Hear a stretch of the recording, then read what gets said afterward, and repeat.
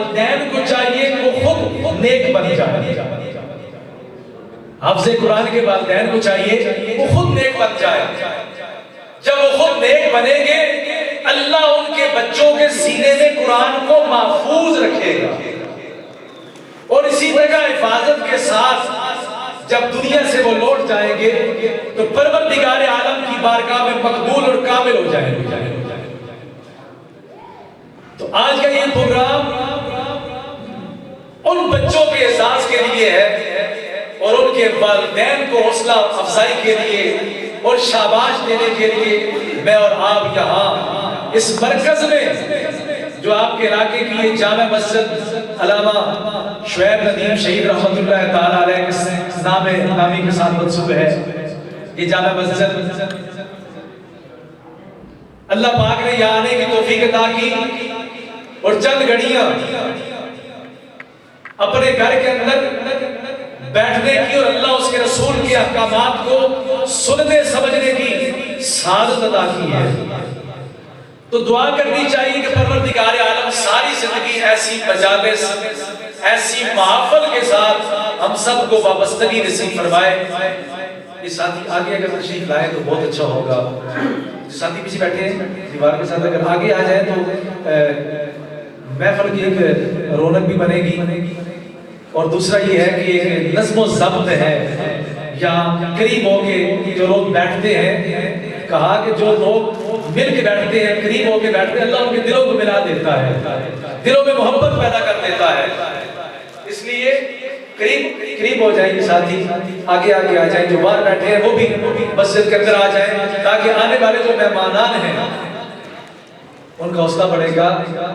ایک نظم و ضبط کے ساتھ بیٹھیں گے پروردگار عالم کی رحمت کی نظر پڑے گی. پروردگار عالم ان سے خوش ہوں گے کہ میرے بندے آج میرے گھر میں بیٹھ کر میرے کلام اللہ کی تعریف سن رہے ہیں. اور قرآن مجید پڑھنے والے بچے دیکھیں معصوم ننھے بچے ہیں نابالغ بچے ہیں گناہ سے پاک بچے ہیں. کتنی سعادت کی بات ہے اور کتنی خوشی کی بات ہے. یقین کریں یہ میرے اور آپ کے لیے بہت بڑی سعادت ہے کہ چھوٹے چھوٹے معصوم بچے نابالغ بچے قرآن پڑھتے ہیں قرآن یاد کرتے ہیں. اور پھر دوسری بات میں آپ کو بتاؤں یہاں آپ کے اس علاقے میں یہ میں سمجھتا ہوں یہ جو اہل علاقہ ہے جو مدرسے کے قرب و جوار کے لوگ ہیں یہ بھی کتنے خوش نصیب ہیں کہ یہاں پر صبح و شام رب کے قرآن کی تلاوت ہوتی ہے. کتنی خوش نصیبی کی بات ہے کتنی خوش بختی کی بات ہے اہل محلہ کے لیے بھی. اور پھر دوسرے نمبر پر یہ ہے ہمیں چاہیے ہم ایسے لوگوں کے ساتھ طلباء کرام کے ساتھ علماء کرام کے ساتھ اپنی وابستگی کو یقینی بنائیں. یقیناً جہاں پہ ادارہ قائم ہوتا ہے جہاں طلباء پڑھتے ہیں صبح شام رب کے قرآن کی جہاں تلاوت ہوتی ہے اللہ پاک کی رحمتیں نازل ہوتی ہیں ان لوگوں پر اور خدا خوش ہوتا ہے ایسے اہل محلہ پر ایسے لوگوں پر جہاں پر پروردگار عالم کا کلام پڑھا جاتا ہو قرآن کی تلاوت ہوتی ہو وہ پروردگار عالم کی بارگاہ میں خوش نصیب اور خوش بخش لوگ ہوتے ہیں. لہذا میری گزارش یہ ہے کہ جہاں پر آپ کے علاقے میں یہاں یہ ادارہ قائم ہے یہ مدرسہ قائم ہے جہاں میرے برادر مکرم جناب قاری بشیر احمد صدیقی صاحب قاری یاسر صاحب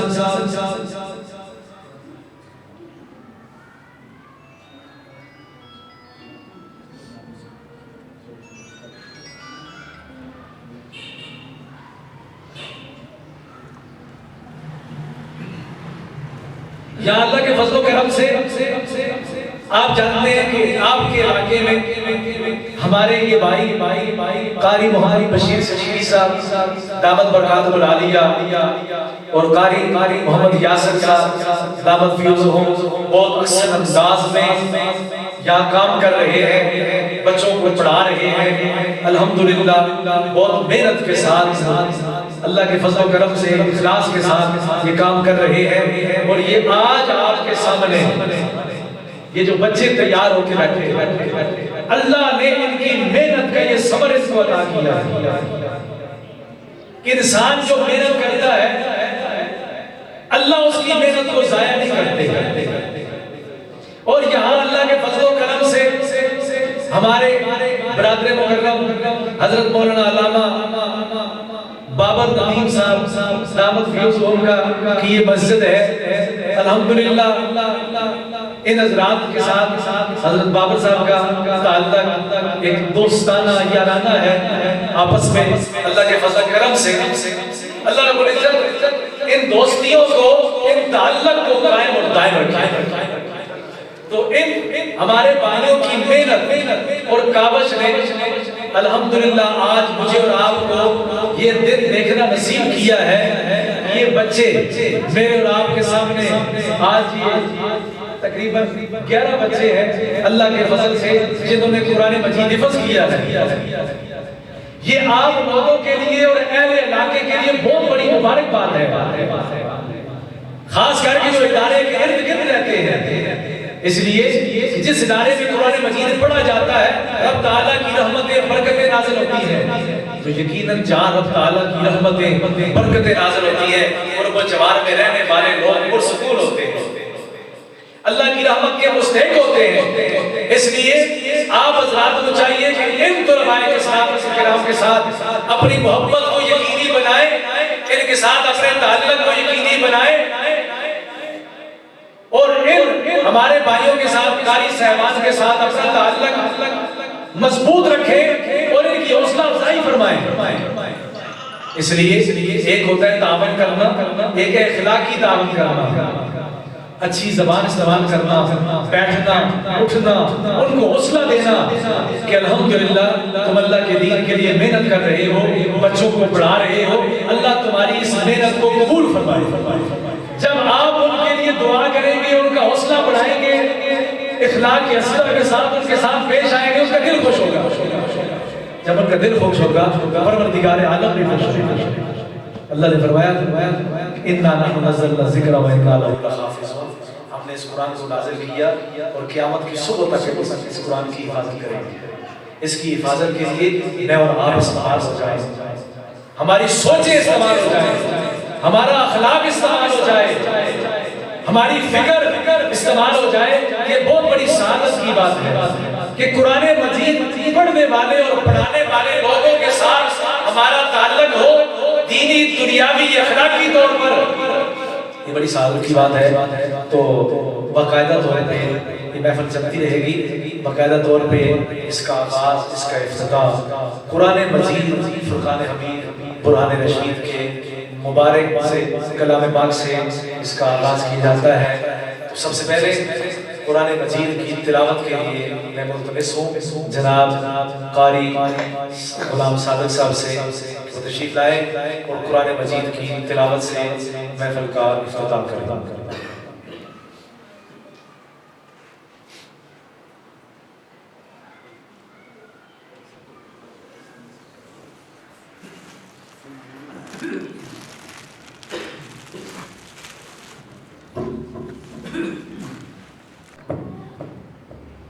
ماشاءاللہ یہ تھے قاری غلام صادق صاحب جو بہت ہی احسن انداز میں آپ کے سامنے رب تعالیٰ کے کلام کی تلاوت کر رہے تھے۔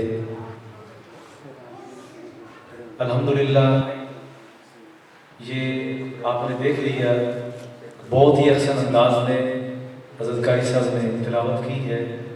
اور پھر میں ابھی بچے سے پوچھ رہا تھا یہ قاری صاحب نابینا تو نہیں ہے؟ اس بچے نے کہا یہ قاری صاحب نابینا ہے۔ تو آپ اندازہ لگائیں کہ اللہ کے فضل کا، اللہ کی رحمت کا کہ قاری صاحب نابینا ہے، اللہ نے پورا قرآن ان کے سینے میں محفوظ کر دیا ہے۔ اس سے بڑی اور کون سی سعادت کی بات ہوگی، اعزاز کی بات ہوگی کہ اللہ پاک نے ایک نابینا شخص کے سینے میں اپنا پورا کلام پاک محفوظ کر دیا، اور آپ نے اور میں نے ان کی تلاوت سنی ہے اور یقین جانے ایمان تازہ ہو گیا۔ تو بس اللہ رب العزت حضرت قاری صاحب کی عمر میں عمل میں لامتناہی برکتیں عطا فرمائے اور اس قرآن مجید کے ساتھ وابستگی ہمیشہ ان کو نصیب فرمائے، اور جتنے ہم لوگ یہاں موجود ہیں اللہ پاک ہم سب کے سینوں کے اندر بھی قرآن کو محفوظ فرمائے اور ہمارے بچوں کو بھی یہ سعادت عظمیٰ نصیب فرمائے۔ یہ بہت بڑی سعادت ہے، اس لیے ہم دعا گو ہیں کہ پروردگار عالم ہم سب کی اس التجا کو قبول فرمائے۔ الہی ابتدا کرتے ہیں تیرے نام سے، یا الہی ابتدا کرتے ہیں تیرے نام سے، آشنا کر دے تو ہمیں لذت اسلام سے۔ یا الہی ابتدا کرتے ہیں تیرے نام سے، آشنا کر دے تو ہمیں لذت اسلام سے۔ یا الہی ہم پہ قرآن کی حقیقت کھول دے، یا الہی ہم پہ قرآن کی حقیقت کھول دے، اس پہ رکھے ہیں جو تو نے وہ راز حکمت کھول دے۔ یہی ہے آرزو کہ تعلیم قرآن عام ہو جائے، یہی ہے آرزو کہ تعلیم قرآن عام ہو جائے، ہر ایک پرچم سے اونچا پرچم اسلام ہو جائے۔ کلام اللہ سے ہر مسلم کا دل پر نور ہو جائے، کلام اللہ سے ہر مسلم کا دل پر نور ہو جائے، یہی ہے مقصد کہ دنیا سے جہالت دور ہو جائے۔ الہی وہ بھولا ہوا سبق پھر یاد ہو جائے، الہی وہ بھولا ہوا سبق پھر یاد ہو جائے، یہ امت پھر اسی انداز سے آباد ہو جائے۔ الحمدللہ قرآن مجید کی تلاوت سے محفل کا آغاز کر دیا گیا۔ انشاءاللہ ہمارے مہمان یہاں وقتاً فوقتاً تشریف لاتے رہیں گے، آپ کے سامنے تلاوت قرآن مجید بھی اور نعت رسول مقبول صلی اللہ علیہ وسلم بھی، اور پھر قرآن مجید فرقان حمید اور قرآن رشید کے مواعظ حسنہ سے ہم سب کو مستفید کیا جائے گا۔ تو جتنی دیر ہم پروردگار عالم کے گھر میں بیٹھے رہیں گے، قرآن مجید سنتے رہیں گے، نعت رسول مقبول سنتے رہیں گے، اور قرآن مجید کے فضائل اور مناقب ہمیں سنائے جائیں گے، یہ وقت ہمارا بہت ہی قیمتی بنے گا۔ اور اللہ سے دعا ہے کہ اللہ تعالیٰ ہمارا خاتمہ بھی اسی طرح قرآن مجید کے ساتھ وابستگی میں اور ایمان اور اسلام کی یہ دولت ہم سب کو سینے میں محفوظ کرنے کی اور تادم زیست اس پر قائم دائم رہنے کی توفیق نصیب فرمائے۔ یہ کوئی معمولی سعادت نہیں ہے۔ میں آپ کے سامنے ایک بات عرض کرنا چاہتا ہوں کہ کتنی خوش نصیبی کی بات ہے ان والدین کے لیے اور ان بچوں کے لیے جنہوں نے قرآن پڑھا ہے اور جن کے ماں باپ نے اپنی اولاد کو قرآن کے لیے فارغ کیا ہے۔ اور ایسے بچے آج کل یہ جو مہینہ چل رہا ہے شعبان المعظم کا اور رجب المرجب کا، اس میں ہر مدرسے میں آئے روز پروگرام ہوتے ہیں اور بچوں کی دستار فضیلت سجائی جاتی ہے، بچوں کو اعزاز اور حوصلہ افزائی عطا کی جاتی ہے۔ اور ایسا سننے میں آیا، پچھلے دنوں میں ایک پروگرام پہ جانا ہوا تو وہاں کے مولانا صاحب بتا رہے تھے کہ یہ جو بچے 4 بچے انہوں نے ایسے پیش کیے کہ جنہوں نے پورے حفظ قرآن مجید کے دوران ایک چھٹی بھی نہیں کی ہے۔ حالانکہ آپ جانتے ہیں کہ زندہ آدمی ہے، اس کے ساتھ بیماری بھی ہے، اس کے ساتھ فوتگی بھی ہے، اس کے ساتھ دنیا کے معاملات بھی ہیں، ہر آدمی کے ساتھ لگے ہوئے ہیں، نرمی سستی ہر بندے کے ساتھ لگی ہوئی ہے۔ لیکن میں حیران ہوا، انہوں نے کہا کہ پورے حفظ قرآن مجید نے ان بچوں نے ناغہ نہیں کیا، چھٹی نہیں کی ہے، لہذا علماء کرام کو انہوں نے بلایا اور سٹیج پہ بلا کے ان کی حوصلہ افزائی کی گئی، ان کو انعامات عطا کیے گئے۔ تو یہ بچے جو قرآن پڑھتے ہیں اور مدرسے میں جاتے ہیں، یہ والدین کتنا بڑا سینہ رکھتے ہیں، کتنا بڑا دل رکھتے ہیں کہ سردی میں، گرمی میں، دھوپ میں، بارش میں اپنے بچوں کو مدرسے میں پہنچانا اور تعلیم کے لیے بٹھانا اور فارغ کرنا، نرمی سستی دکھ بیماری تنگی ترشی میں سارے معاملات کے ساتھ والدین خود نمٹتے ہیں۔ اور بچوں کو رب کے قرآن کے لیے فارغ کرتے ہیں، اور یہ بچے پھر والدین کے لیے صدقہ جاریہ بنتے ہیں۔ میں آپ کو بتاؤں، ہمارے اکابرین میں، ہمارے بزرگوں میں ایک بہت بڑا نام ہے، حجت الاسلام والمسلمین، قاسم العلوم والخیرات، حضرت مولانا محمد قاسم نانوتوی رحمت اللہ تعالی علیہ، اللہ ان کی قبر پہ کروڑوں اربوں رحمت نازل فرمائے۔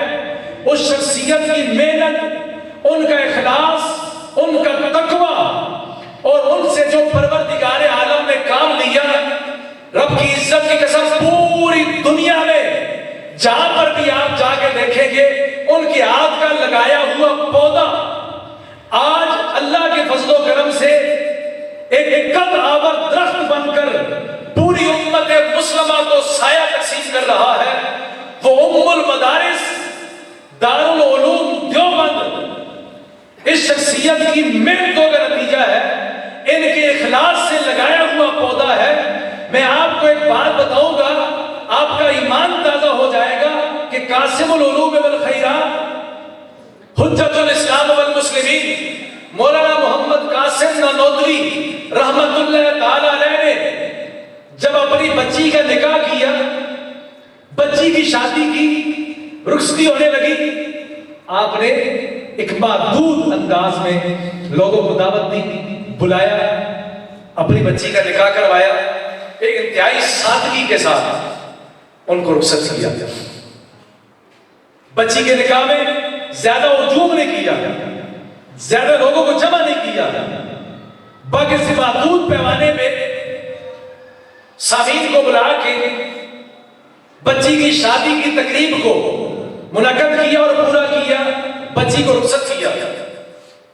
اسی طرح جب آپ کے بیٹے کا قرآن ختم ہوا، حجت الاسلام والمسلمین قاسم العلوم والخیرات، جب آپ کے بیٹے کا قرآن ختم ہوا، آپ نے بہت بڑی محفل سجائی، لوگوں کو دعوت دی، اس میں بہت سارے لوگ دعوت میں شامل ہوئے، حتیٰ کہ ارد گرد میں جو غیر مسلم ہندو رہتے تھے ان کو بھی شامل کر لیا۔ اس خوشی کی تقریب میں شامل کیا، شامل کرنے کے بعد بہت زیادہ خرچہ کیا، بہت احسن انداز میں تقریب کو سجایا۔ جب تقریب سجا دی گئی، خرچہ کر دیا گیا، قاسم العلوم والخیرات، حجت الاسلام والمسلمین، ولی کامل حضرت مولانا محمد قاسم نانوتوی رحمت اللہ علیہ نے اپنے بچے کو سٹیج پہ بلایا اور بلا کر کہا، بیٹا کچھ سمجھے ہو کہ میں نے کیا کیا ہے؟ کچھ سمجھے ہو کہ میں نے کیا کیا؟ کہا ابا جان کیا کیا آپ نے؟ فرمایا تیری بہن کی شادی تھی، اتنا ہجوم اکٹھا نہیں کیا، اتنے لوگوں کو نہیں بلایا، اتنے لوگوں کی دعوت نہیں کی ہے، لیکن آج تیرا جب قرآن مجید ختم ہوا ہے، تو نے اپنے سینے میں رب تعالیٰ کے کلام کو محفوظ کیا ہے، تو تیرے باپ قاسم نانوتوی کو اتنی خوشی ہوئی ہے، اتنی خوشی ہوئی ہے، یہ ارد گرد کے لوگوں کو بلایا، سب کو بلا کے ان کی دعوت کی ہے، اتنا خرچہ کر دیا ہے۔ بیٹا کیوں کیا؟ اتنا خوش ہوا اس لیے کہ قرآن مجید میں نے تمہیں اپنے لیے پڑھایا تھا، تجھے فارغ کیا تھا قرآن کے لیے، تو بیٹا میرے دنیا سے جانے کے بعد میرے لیے کتنا قرآن پڑھو گے؟ میرے دنیا سے جانے کے بعد میرے لیے بیٹا کتنا قرآن پڑھو گے؟ کہا ابا جی کتنا پڑھنا ہے؟ کہا بیٹا یومیہ کی بنیاد پر میرے لیے 2 پارے یومیہ کی بنیاد پر پڑھنا۔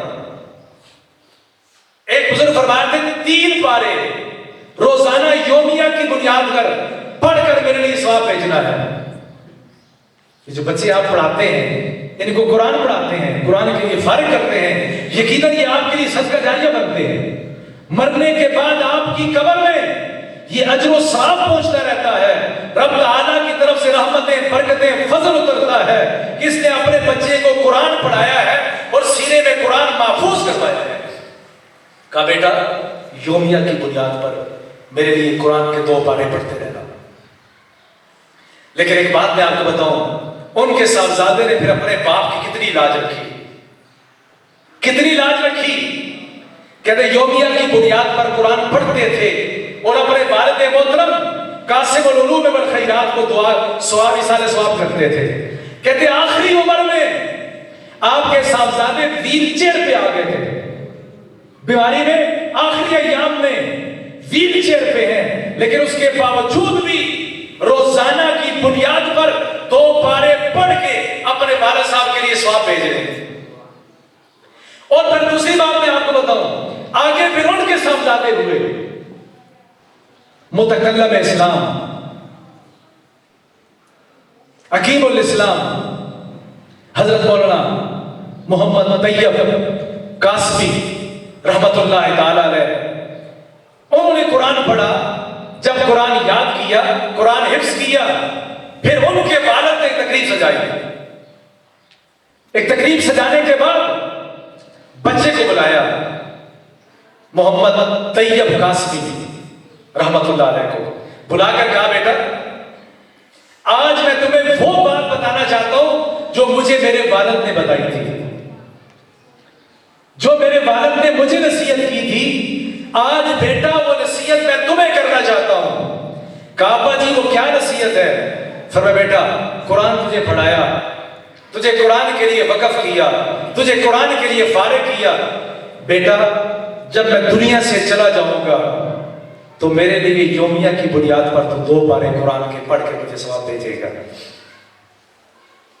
انہوں نے فرمایا ابا جی اسی طرح ہوگا, جب تک میں زندہ رہوں گا آپ کے لیے یومیہ کی بنیاد پر قرآن پڑھتا رہوں گا اور آپ کے لیے دعا کرتا رہوں گا.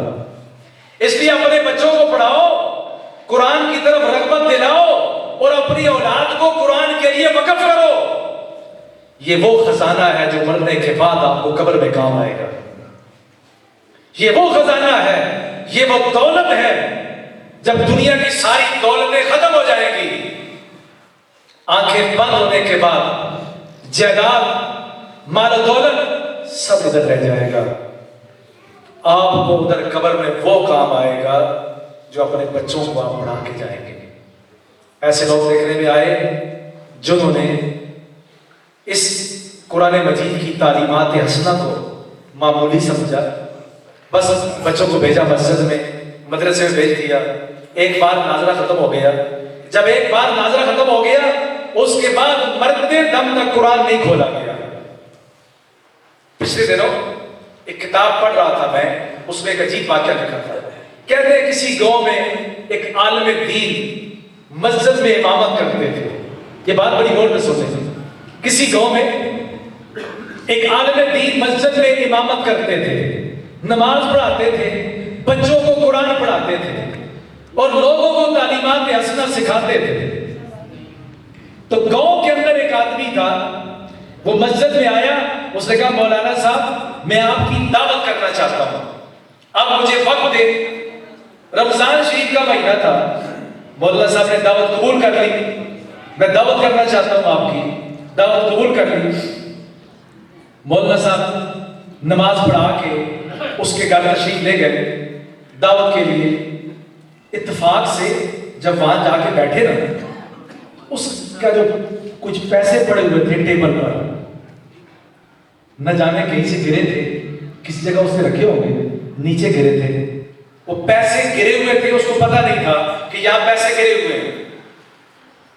مولانا صاحب جا کے وہاں بیٹھے, انہوں نے پیسے اٹھائے, اٹھا کے نا سامنے قرآن مجید پڑھا تھا, وہ پیسے قرآن مجید میں رکھ دیے. پیسے انہی کے گھر میں قرآن مجید میں رکھ دیے. خیر مولانا صاحب نے کھانا کھایا, کھانا کھانے کے بعد اپنی مسجد میں آ گئے. پیچھے 2-4 دن گزرے نا, 2-4 دن گزرنے کے بعد اہل خانہ کو یاد آیا کہ یہاں ہم نے پیسے رکھے ہوئے تھے. بات میری سمجھ رہے ہیں آپ؟ پیسے رکھے ہوئے تھے یہاں پہ. انہوں نے پیسے تلاش کرنا شروع کر دیے, آگے پیچھے دیکھے پیسے نہیں ملے. ذہن میں خیال آیا کہ اس کمرے میں سوائے مولانا صاحب کے اور کوئی بھی نہیں آیا. میری بات سمجھ, سوائے مولانا صاحب کے اس کمرے میں کوئی بھی نہیں آیا. لہذا یہ پیسے اگر اٹھائے ہیں تو مولانا صاحب نے اٹھائے ہیں. آہستہ آہستہ اس آدمی کا مولانا صاحب پہ اعتماد اٹھ گیا. یہ مسجد کے عالم ہے, مولانا صاحب نماز پڑھاتے ہیں یہاں, لیکن انہوں نے پیسے اٹھا چوری کر لی انہوں نے. یہ چوری کرنا تو بہت کبھی حرکت ہے, بری حرکت ہے. یہ شریف لوگوں کا کام نہیں ہے چوری ڈکیتی کرنا. یہ اور نیچر کے لوگ ہوتے ہیں جو یہ اس کام میں ملوث ہو جاتے ہیں. اس کا اعتماد مولانا صاحب نے اٹھتا چلا گیا کہ ہمارے گھر سے اتنے پیسے غائب ہو گئے. کہتے ہیں آہستہ آہستہ بات چلی, وہ مولانا صاحب سے قدم پیچھے کرنے لگا. ایک دن کسی کے ساتھ بات ہوئی, کہا یار تو مسجد تم نے مولانا صاحب کے ساتھ تعلق جوڑ دیا. پہلے کبھی کبھی آ جاتے تھے, کیونکہ نمازی کبھی جمعے میں آتے ہیں, کبھی عید پہ آتے ہیں, کبھی کسی فنکشن میں آ جاتے ہیں. پکے پڑھنے والوں سے تو اللہ کا فضل ہوتا ہے, 5 نمازیں جو پڑھتے ہیں وہ تو خوش نصیب لوگ ہوتے ہیں, خوش بخت ہوتے ہیں جو 5 مرتبہ اللہ کی بارگاہ میں حاضری دیتے ہیں. قدم اس نے پیچھے کر لیے. جب یہ بات پہنچی مولانا صاحب تک کہ فلاں بندہ آپ سے ناراض ہو گیا اس وجہ سے کہ ان کے گھر سے پیسے غائب ہو گئے, اور اس کمرے میں سوائے آپ کے کوئی بیٹھا بھی نہیں تھا. مولانا صاحب نے بلایا اور بلا کے کہا بات سنو یار, وہ پیسے تمہیں ملے نہیں ہیں؟ کہا جی ہمیں تو پتہ ہی نہیں ہے, ہم نے تو پورا گھر تلاش کر لیا.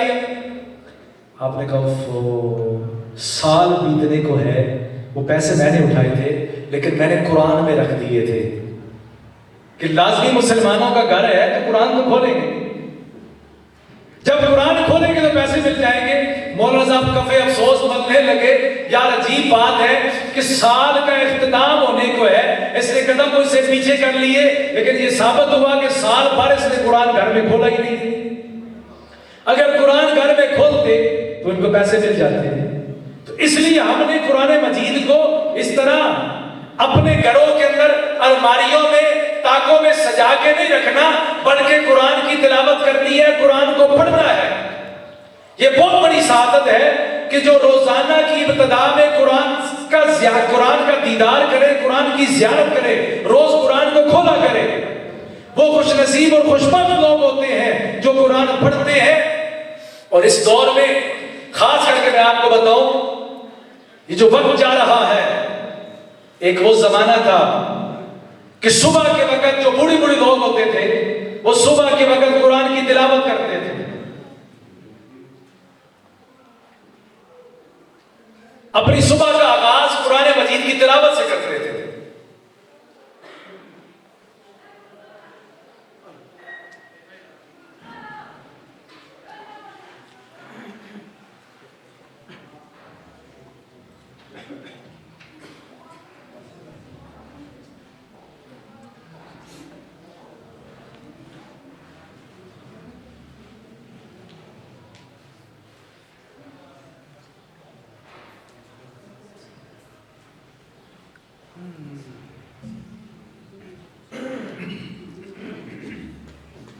قرآن مجید کی تلاوت کیا کریں گے انشاءاللہ.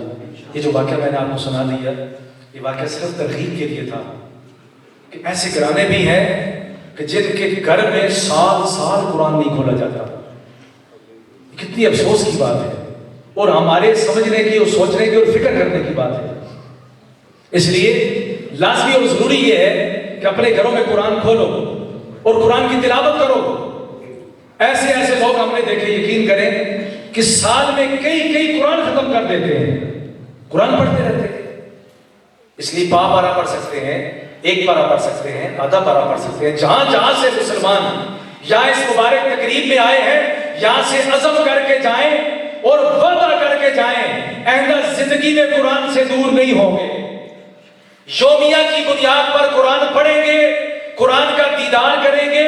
اور پھر دوسری بات میں آپ کو ایک اور بتا دوں, بعض لوگوں کو جب قرآن مجید کی تلاوت کا کہا جاتا ہے, قرآن پڑھنے کے لیے فضائل سنائے جاتے ہیں, لوگ اٹھ کے کہتے ہیں یار مولانا صاحب قرآن پڑھنے کا بہت مقام ہے, بہت ثواب ہے, بہت خوش نصیبی اور خوش بختی کی بات ہے کہ ہم گھر میں قرآن پڑھیں, گھر میں برکتوں کا نزول ہو, رب تعالیٰ کی رحمتوں کا نزول ہو, پریشانیاں دور ہو جائیں اور تنگیاں اور مصیبتیں مسافر ہو جائیں جب ہم قرآن پڑھیں. لیکن ہمیں بتاؤ, ہم قرآن پڑھے ہوئے نہیں ہیں, ہم قرآن پڑھنا جانتے نہیں ہیں. ہمارے لیے کیا بات ہے مسلمانوں, اس کا حل بھی ہے. اگر آپ قرآن نہیں پڑھے ہوئے, قرآن پڑھنا شروع کر دو, قرآن سیکھنا شروع کر دو. قرآن پڑھنے کے لیے کسی عمر کی قید نہیں ہے, کسی عمر کی قید قرآن پڑھنے کے لیے نہیں ہے. اور دوسری بات میں آپ کو بتا دوں, اگر یہ بھی نہیں کر سکتے تو کم از کم روزانہ کی بنیاد پر قرآن کا دیدار تو کر سکتے ہیں نا. یہ کوئی مشکل بات ہے؟ یہ مشکل لمحہ ہے کہ آپ قرآن کا دیدار کر سکتے ہیں. قرآن کھول کے صبح کے وقت قرآن کا دیدار کر کے اپنی آنکھیں قرآن کے مبارک الفاظ سے ٹھنڈی کر دیا کرو. اس محفل میں آنے کے لیے اللہ نے آپ کو چنا اور آپ کو لایا. ان مبارک بچے جنہوں نے قرآن یاد کیا, قرآن حفظ کیا, ان کو مبارکباد پیش کرتے ہیں, ان کے والدین کو مبارکباد پیش کرتے ہیں. اور سارے لوگوں کے لیے یہ میسج ہے کہ قرآن جو پڑھے ہوئے ہیں یومیہ کی بنیاد پہ قرآن کی تلاوت کا اپنا معمول بنا لیں, اور جو نہیں پڑھے کم از کم قرآن کا دیدار کیا کریں, قرآن کے مبارک الفاظ کو دیکھا کریں اور اپنی آنکھیں ٹھنڈی کیا کریں. اب آپ کے سامنے نعت رسول مقبول صلی اللہ علیہ وسلم پیش کرنے کے لیے اسی مدرسے کے طالب علم جناب حافظ معاویہ حسن آتے ہیں اور تلاوت نعت رسول مقبول آپ کو سنائیں گے.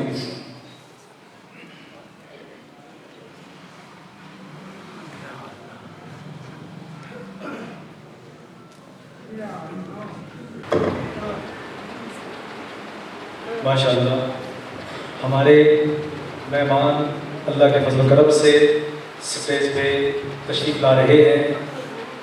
حضرت مولانا فتح خان معاویہ صاحب دامت برکاتہ العالیہ کو خوش آمدید کہتے ہیں, اور حضرت قاری محمد امین صاحب کو تشریف لانے پر خوش آمدید کہتے ہیں, اور دیگر جتنے علماء کرام تشریف لا رہے ہیں. علماء کرام سے میری گزارش ہے کہ وہ آگے سٹیج پہ تشریف لے آئیں. الحمدللہ یہ تھے آپ کے سامنے تلاوت کر رہے نعت رسول مقبول اور صحابہ علیہ بیت کی عظمت آپ کے سامنے پیش کر رہے تھے قاری جواد صاحب. یقین جانیں یہ آپ نے سن لیا, ان کا ولولہ, ان کا جوش جذبہ, یہ ہے میرے اکابر, میرے مشائخ کی تربیت. کہ آپ کو پتہ ہے کہ ہمارے اکابر, ہمارے اسلاف کے دل میں رسول اللہ کی محبت, صحابہ اور اہل بیت کی محبت کس طرح کوٹ کوٹ کر بھری ہوئی ہے. ایسے لوگوں سے زیادہ کس کے دل میں محبت ہوگی. یہ آپ کے سامنے انہوں نے کتنا جوش اور جذبے کے ساتھ یہ بات ثابت کی ہے. ہم رسول اللہ سے بھی محبت کرتے ہیں, صحابہ اکرام سے بھی محبت کرتے ہیں, اور آل بیت اعظام سے بھی محبت کرتے ہیں. الحمدللہ میرے مشائخ, میرے اکابر صفحے اول میں نظر آئیں گے رسول اللہ کی محبت میں, صحابہ اور آل بیت کی محبت میں. میں آپ کو صرف ایک بات بتا کے پھر آگے دوسرے مہمان کو دعوت صحبت دینا چاہتا ہوں, اس لیے کتنا وقت نہیں ہے کہ ہم آپ کے سامنے بولتے رہیں. بات سنیں, میرے شیخ, میرے اکابر اور میرے مشائخ کے دل میں رسول اللہ کی محبت کتنی زیادہ ہے. آؤ میں آپ کو شیخ الہند کی محبت سناتا ہوں کہ جو میرے اور آپ کے سب کے استاد ہیں, جن کی وجہ سے اللہ نے پوری دنیا میں اس اسلام کو عام کیا ہے. جو میں نے پہلے آپ کو بتایا, جو میرے اکابر نے, میرے مشائخ نے وہ پودا لگایا تھا دارالعلوم دیوبند, آج اللہ کے فضل و کرم سے وہ قد آور درخت بن کر پوری دنیا کو سایہ دے رہا ہے. پوری دنیا میں علماء اور مشائخ تبلیغ کے حوالے سے جاتے ہیں اور کہتے ہیں جہاں پر بھی جایا جاتا ہے, دنیا کے جس کونے میں بھی جاتے ہیں, کوئی نہ کوئی اس ادارے کا فیض یافتہ وہاں رسول اللہ کی محبت بانٹتا نظر آتا ہے, صحابہ اور اہل بیت کی محبت بانٹتا نظر آتا ہے. تو شیخ الہند نے رسول اللہ کی محبت کو بیان کرتے ہوئے کیا کہا, کہتے ہیں اے جنت تجھ میں حور و قصور رہتے ہیں, اس سے زیادہ محبت کون بیان کرے گا. تو شیخ الہند نے کہا اے جنت تجھ میں حور و قصور رہتے ہیں, میں نے مانا ضرور رہتے ہیں. اے جنت تجھ میں حور و قصور رہتے ہیں, میں نے مانا ضرور رہتے ہیں, پر میرے دل کا طواف کر جنت, میرے دل کا طواف کر جنت, میرے دل میں حضور رہتے ہیں. اور دوسرے شاعر نے کمال کر دیا, وہ صحابہ کرام کی محبت کو خراج تحسین پیش کرتے ہوئے کہتا ہے ہمیں محمد کے صحابہ کی ادا اچھی لگی, ہمیں محمد کے صحابہ کی ادا اچھی لگی, کی محمد سے وفا جو وہ وفا اچھی لگی. ہمیں محمد کے صحابہ کی ادا اچھی لگی, کی محمد سے وفا جو وہ وفا اچھی لگی. کھا کے درختوں کے پتے دین حق پہنچا گئے, کھا کے درختوں کے پتے دین حق پہنچا گئے. یہ روکھی سوکھی جو ملی وہ غذا اچھی لگی۔ اب آگے تشریف لاتے ہیں ہمارے بہت ہی معزز مہمان